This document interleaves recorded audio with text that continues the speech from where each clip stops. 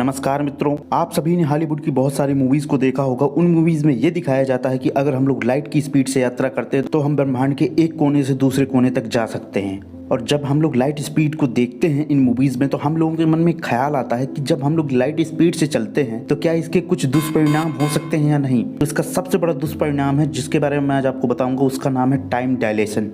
और time dilation इतना ज़्यादा खतरनाक क्यों है हमारे लिए? क्योंकि आप जब भी लाइट स्पीड से यात्रा करोगे वो चीज़ आपके लिए नॉर्मल तो बिल्कुल ही नहीं होने वाली है। वीडियो में आगे बढ़ने से पहले आप लोगों से रिक्वेस्ट है कि चैनल को सब्सक्राइब नहीं किया तो प्लीज़ सब्सक्राइब करके रखना। मूवी में हमसे एक बात नहीं बताई जाती है, उसका नाम है टाइम डायलेशन। कि आप लोग जब भी लाइट स्पीड से यात्रा करोगे तो उसमें एक सबसे खतरनाक दुष्परिणाम है लाइट स्पीड से यात्रा करने का, वो है टाइम डायलेशन। टाइम डायलेशन होता क्या है, ये कैसे प्रभावित करता है, ये अभी हम लोग जानने वाले हैं। लेकिन पहले आपको ये पता होना चाहिए कि समय क्या होता है, क्योंकि जब आपको समय की जानकारी अच्छे से हो जाएगी तब आप टाइम डायलेशन के बारे में अच्छे से समझ जाओगे। हम मनुष्यों के लिए समय का पता लगाने के लिए केवल एक ही चीज़ है, उसमें यह होता है कि जब कोई वस्तु मूवमेंट करती है तो उसकी जगह बदलती है और उसी से हम लोग समय का पता लगाते हैं। जैसे कि घड़ी, घड़ी की सुई जब एक सर्कल पूरा कंप्लीट कर लेती है तो 1 घंटा हो जाता है। तो आप लोग समझ गए होंगे कि हम लोग समय का कैसे पता लगाते हैं।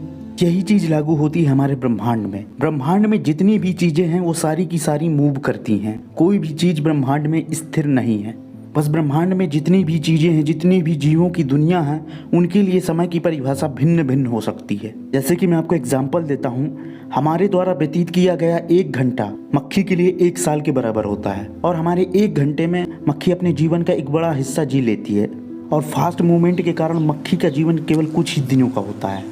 इसीलिए मक्खियों को ऐसा प्रतीत होता है कि समय बहुत धीमा चल रहा है। धीमे समय की बात आती है तो क्या कछुओं के लिए भी ये चीज़ लागू होती है कि नहीं? क्योंकि आपने देखा होगा कि कछुओं की रफ्तार बहुत धीमी होती है, जिसके कारण कछुए 200 से लेकर 300 साल तक जीवित रहते हैं। और यही चीज़ सभी जीवों की अंदरूनी फिजिकल और न्यूरोलॉजिकल मूवमेंट के कारण ही होता है। और यही मैं आपको बताना चाहता था कि समय हर ऑब्जेक्ट की उसकी खुद की मूवमेंट के ऊपर आधारित है। तो आपको यहाँ पे एक बात समझ में आई होगी कि हर जीव के लिए समय की परिभाषा अलग अलग है।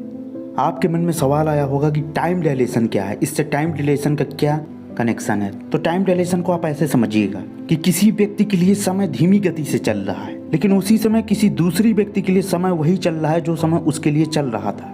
अब यहाँ पे आपके मन में डाउट आया होगा कि ये कैसी परिभाषा है। तो इस परिभाषा को आपको ऐसे समझना है, मान लीजिए आप अर्थ पर बैठे हो, नॉर्मल आप अपने वाहन या पैदल किसी भी तरीके से घूम रहे हो, लेकिन आपका दोस्त या आपकी फ्रेंड वो लाइट की स्पीड से स्पेस के बाहर गई है, किसी दूसरे प्लैनेट में या ब्रह्मांड के किसी दूसरे छोर में। तो आपकी फ्रेंड के लिए जो समय है वो उसके लिए बहुत धीमा चलेगा, लेकिन आपके लिए आपका समय ही चलेगा। किन्हीं 2 घड़ियों के अंदर बीते हुए समय की अंतर को ही टाइम डायलेशन कहते हैं। अभी मैं आपको बताने वाला हूँ कि इसमें एल्बर्ट आइंस्टीन का क्या कहना था। तो एल्बर्ट आइंस्टीन की थ्योरी ऑफ रिलेटिविटी के बारे में आप सभी जानते होंगे। तो आइंस्टीन की थ्योरी ऑफ रिलेटिविटी ही इस चीज़ के बारे में सारा कुछ बयां कर देती है।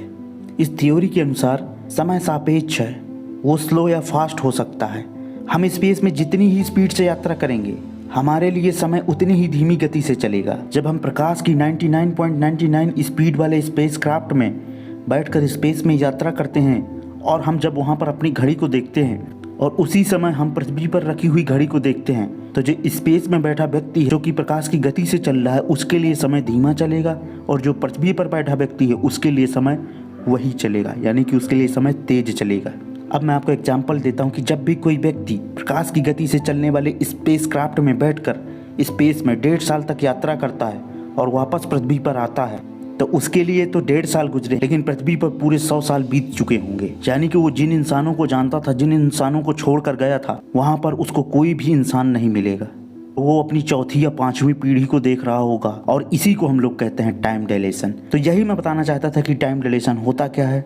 अगर आप लोगों के मन में डाउट है कि टाइम डायलेशन होता क्या है तो प्लीज़ कमेंट बॉक्स में कमेंट करिएगा, मैं आपको और सरल भाषा में इसे अगली वीडियो में समझा दूंगा। प्लीज़ चैनल को सब्सक्राइब करिएगा, वीडियो को लाइक करिएगा और शेयर करिएगा।